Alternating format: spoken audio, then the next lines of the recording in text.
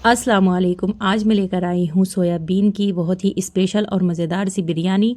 जी हाँ, जो लोग मटन चिकन वगैरह पसंद नहीं करते हैं तो प्लीज़ मेरी ये रेसिपी ज़रूर ट्राई करें। आप बार बार खाएंगे, लाजमी खाएंगे। तो यहाँ पर मैंने ले लिया है 2 टेबल स्पून सौंफ, 2 टेबल स्पून धनिया, साथ ही मैंने एक बड़ा प्याज लिया है जो टुकड़ों में काट कर डाल दिया है, एक लहसुन की पुत्ती डाली है और थोड़ा सा मैंने इसमें अदरक का टुकड़ा और तेज़पत्ता, साथ ही 1 चम्मच नमक डालकर मैंने इसमें 3 से 4 सीटियाँ अच्छी तरह से ले ली हैं। पानी में ना सभी मसालों की खुशबू बहुत अच्छी सी आ गई है।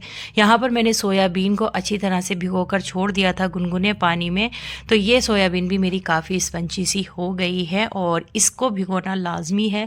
आप इसे चाहें तो रात भर भी भिगो सकते हैं, लेकिन अगर गुनगुने पानी में भिगो दिया जाए तो वो ज़्यादा बेहतर रहती है और जल्दी भी ना सॉफ्ट हो जाती है। तकरीबन 250 ग्राम मैंने सोयाबीन ली है और 1 किलो है मेरे चावल। तो यहाँ मैंने एक बड़ा भगोने में ऑयल गर्म किया है, रिफाइंड ऑयल, और सबसे पहले मैंने इसमें प्याज ब्राउन करके बाहर निकाल ली है।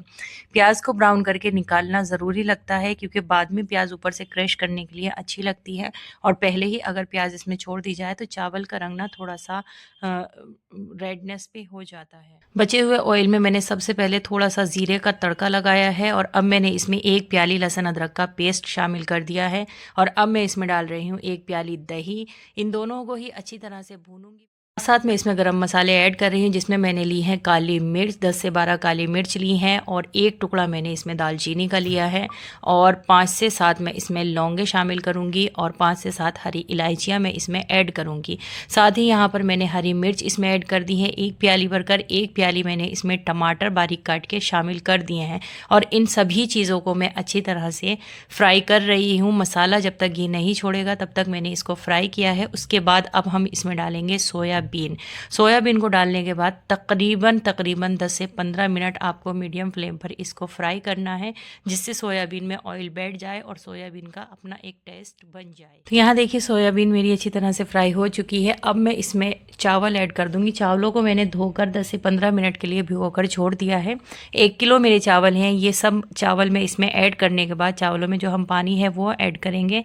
यहाँ मैंने चावल डाल दिए हैं और जो पानी हमने मसाले का बनाया है, सौंफ धनिया वाला पानी अलग से हमने सीटियाँ लगाकर पकाया है, इस पानी को छानने के बाद हम इसमें शामिल कर देंगे। इससे जो है हमारी बिरयानी में एक बहुत ही अच्छा सा टेस्ट बनता है और बिल्कुल ऐसा नहीं लगता कि आप चिकन की या मटन की बिरयानी नहीं खा रहे हैं। ये जो हमने पानी बनाया है ना, ये बहुत ज़्यादा ज़बरदस्त है और बहुत ज़्यादा अच्छा इससे टेस्ट बनता है। तो यहाँ पर मैंने पानी को अच्छे से छान लिया है।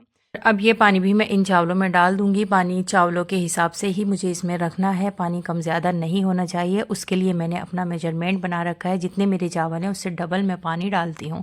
तो यहाँ पर मैंने ये पानी डाल दिया है और थोड़ा सा पानी मैंने इसमें और शामिल कर दिया था।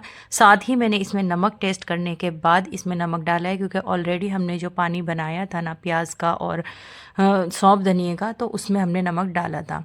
तो बस यहाँ पर देखिए मैंने इनको अच्छी तरह से चलाकर 10 से 15 मिनट के लिए मीडियम फ्लेम पर छोड़ दिया था और ये मेरे चावल बनकर हो चुके हैं रेडी। देखिए माशाल्लाह से बहुत अच्छे से ये चावल हो रहे हैं।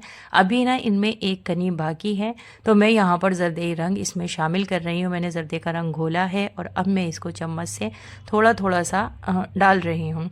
सबका अपना अपना तरीका होता है जर्दे का रंग ऐड करने का बिरयानी में या पुलाव वगैरह में, तो मैं इसी तरह से डालती हूँ। और जो मैंने प्याज ब्राउन करके निकाली थी ये मैं इसके ऊपर से इस तरह से डेकोरेट कर रही हूँ। बस एक छोटा सा काम और है जो हमें करना है, जिससे हमारे चावल बहुत अच्छे से दम आ जाएंगे। तो यहाँ पर मैंने ले लिया है एक मोटा टॉवल, आप कोई भी कॉटन का कपड़ा ले सकते हैं।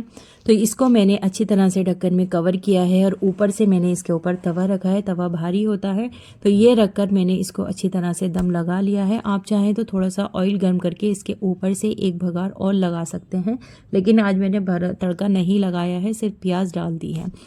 तो देखिए यहाँ पर माशाल्लाह मेरी बिरयानी बहुत मज़ेदार सी सोयाबीन की तैयार हुई है। आप इसे सोयाबीन का पुलाव भी कह सकते हैं और सोयाबीन की बिरयानी भी, लेकिन हमारे यहाँ तो बिरयानी ही कहा जाता है। आपके यहाँ का क्या कहते हैं ज़रूर बताइएगा।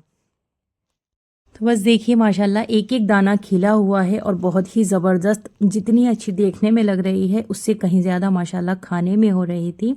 और ऊपर से मैंने इसमें थोड़ा सा गार्निश करने के लिए ऑनियन और डाल दिया है और बहुत ही ज़बरदस्ती ये मेरी बिरयानी तैयार है। प्लीज़ अगर पसंद आए तो लाइक ज़रूर कर